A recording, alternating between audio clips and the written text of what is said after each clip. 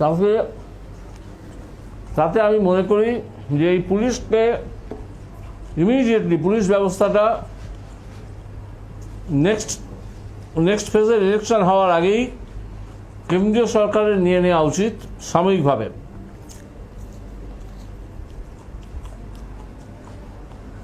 সেটার কোনো সাংবিধানিক প্রভিশন রয়েছে নাকি?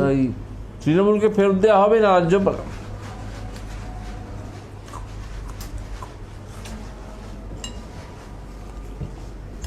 সবকিছুর জন্য সাংবিধানিক প্রশ্ন সংবিধান লাগে? আপনি যে মাইনে পান আপনার চ্যানেল থেকে, সাংবিধানিক প্রভিশন আছে নাকি? ডেফিনেটলি আমি যে সংস্থায় কাজ করি সেই সংস্থার যে সমস্ত নিয়ম কানুন এবং তার যে স্ট্রাকচার রয়েছে সেই অনুযায়ী, এবং তার সঙ্গে ডেফিনেটলি সংবিধানের, অর্থাৎ একটা রাজ্যের পুলিশের ক্ষমতা কেন্দ্রীয় সরকার নিয়ে নিতে পারে কিনা এর মধ্যে তফাৎ আছে। আর পুলিশ তো এই মুহূর্তে তো প্রশাসন নির্বাচন কমিশনের আওতায়। খুব ভুল ধারণা, খুব ভুল ধারণা। এই ভুল ধারণা নিয়ে সাংবাদিকতা করবেন না। আমি ডেফিনেটলি আপনি যখন সাজেশন দিয়েছেন আমি বিকল্প পেশার চেষ্টা করব, যদি আপনি একটু বুঝিয়ে দেন যে এক্স্যাক্টলি কিভাবে এই মুহূর্তে রাজ্যের প্রশাসন সেটা কেন্দ্রীয় সরকার নিয়ে নিতে পারে। হ্যাঁ, তাই করুন। জানেন আপনি সংবিধান সম্বন্ধে?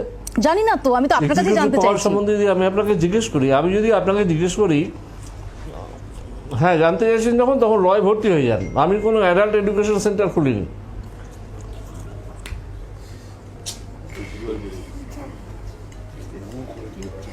অভিজিৎ বাবু, আপনার আজকে কি একটু মাথাটা গরম আছে? আপনি তো অত্যন্ত সেন্সিবল, অত্যন্ত বিনম্র কথা বলেন বলেই জেনে থাকি। আজকে একটু উত্তেজিত দেখছি। এটা কি ভোট পর্বের শেষে? বিনম্র কথা বলার অর্থ আপনারা না ভোট পর্বের শেষে কেন? আপনারা যেটা ধরে নেন এই বিনম্রভাবে কথা বলার অর্থ যে আপনারা যেরকম সেরকমভাবে ভাইপোর চামচাগিরি করবেন আর আমরা মাথা ঠান্ডা করে উত্তর দিয়ে যাব, এটা ভাববেন না। অভিজিৎ বাবু, আপনাকে শ্রদ্ধার সঙ্গে বলি, যদি প্রশ্ন করাটা চামচাগিরি হিসেবে অভিহিত হয় যে কারো, তাতে এতটুকু দ্বিধাবোধ করি না। যে প্রশ্নটা মনে করি করা দরকার সে প্রশ্নটা করি, এবং যে প্রশ্ন করে আসছি এত বছর ধরে অভিজিৎ বাবু। কি করে করবেন আপনারা? তো কি করে দ্বিধাবোধ করবেন? আপনারা তো তাদের পেড স্টাফ, কি করে দ্বিধাবোধ করবেন? অভিজিৎ বাবু বোধহয় একটু, অভিজিৎ বাবু আমার অনুরোধ, জি নেটওয়ার্ক সম্পর্কে আপনি বোধহয় জানেন না। জি নেটওয়ার্ক দেশের প্রাচীনতম নিউজ নেটওয়ার্ক। সেই নেটওয়ার্কের একজন প্রতিনিধি হিসেবে যদি কিছু বলেন এবং একজন সাংবাদিক হিসেবে যদি কিছু বলেন, আপনি যেহেতু একজন অবসরপ্রাপ্ত বিচারপতি, আপনি নিশ্চয়ই জানবেন যে প্রমাণ হাতে রেখে বলাটা খুব জরুরি। যদিও আপনি এই মুহূর্তে আমার শোতে অতিথি, আমি মাত্রা ছাড়াবো না, কারণ আমার এই সাংবাদিক জীবন এবং সাংবাদিক সত্তা আমাকে কুল মেনটেন করার শিক্ষা দেয়। কিন্তু আমার এখানেই আপনার কাছে প্রশ্ন, যে প্রতি মুহূর্তে মাত্রা ছাড়িয়ে থাকেন,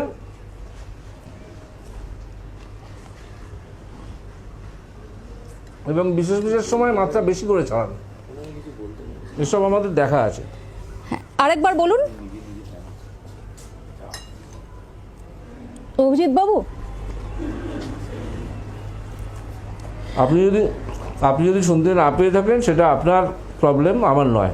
অভিজিৎ বাবু, আপনাকেও বুঝতে হবে, আপনি কিন্তু এই মুহূর্তে বিচারপতি নন, আপনি জনতার দরবারে একজন প্রার্থী। আপনাকে প্রশ্ন ফেস করার যে পেশেন্স সেটা রাখতে হবে।